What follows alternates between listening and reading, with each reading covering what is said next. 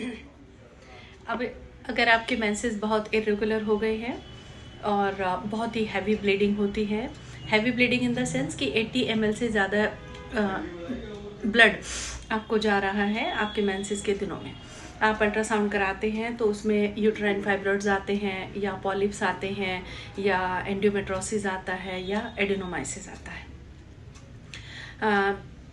Mostly जितनी भी हम गायनी के पास जाते हैं या उनसे सलाह लेते हैं तो दे एडवाइस कि चलो पहले थोड़े दिन OCPs देते हैं, यानी ओरल कॉन्ट्रासेप्टिव पिल्स, क्योंकि उसमें एस्ट्रोजन और प्रोजेस्टेरोन्स होते हैं और वो ब्लीडिंग को कंट्रोल करते हैं।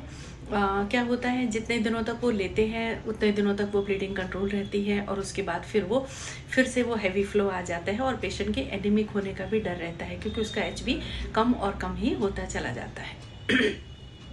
उसके बाद उनको एडवाइस दे दी जाती है कि अगर ब्लीडिंग आपके कंट्रोल नहीं हो रही है तो ठीक है, टोटल एब्डोमिनल हिस्टेक्टमी करा लीजिए या पार्शियल हिस्टेक्टमी करा लीजिए, यानी हम यूट्रस को सर्जरी से निकाल देते हैं और यूट्रस को निकालने के साथ साथ ओवरीज और फेलोपियन ट्यूब्स भी रिमूव कर देते हैं। लेकिन हर कोई पेशेंट उसके लिए मेंटली प्रिपेयर नहीं होता है और वो फिर और ओपिनियन लेना चाहते हैं और डॉक्टर्स के पास जाते हैं।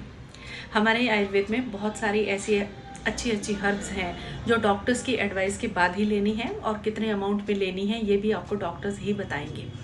तो बजाय सबसे पहले जाकर के अपने यूट्रस रिमूव कर लेना, और एलोपैथी भी, मॉडर्न साइंस भी अब ये चाहती है कि बात पर सबके यूट्रस ना रिमूव किए जाएं, तो उनके लिए बहुत सारी मेडिसिन जो हैं वो मार्केट में आ रही हैं और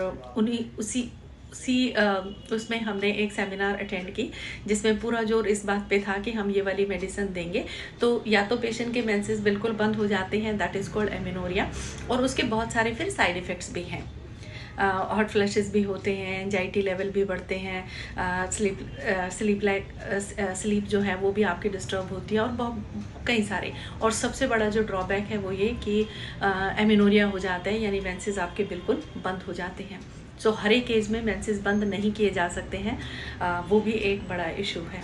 सो हमारी आयुर्वेद में पहले से ही बहुत सारी ऐसी हर्ब्स अवेलेबल हैं, जैसे कि लोद्रा, अशोका, हरिद्रा, सिनेमन, जिंजर, नागकेसर और भी बहुत सारी ऐसी हर्ब्स हैं जो कि ब्लीडिंग को कंट्रोल करने में बहुत अच्छी हेल्प करती हैं।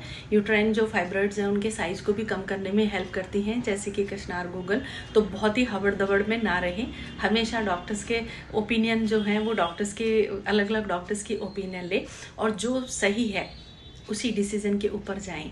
बिना वजह यूट्रस की सर्जरी ना कराते फिरें, क्योंकि उनके अपने भी बहुत सारे साइड इफ़ेक्ट्स और बहुत सारे आफ्टर इफ़ेक्ट्स हैं और वो एक मेजर सर्जरी है, वो कोई छोटी मोटी सर्जरी नहीं है, वो एक मेजर सर्जरी है। तो हमेशा डॉक्टर्स के साथ कंसल्ट करें और उसके बाद ही अपने डिसीजंस लें। बिना वजह यूट्रस नहीं निकलवाना है। Thank you.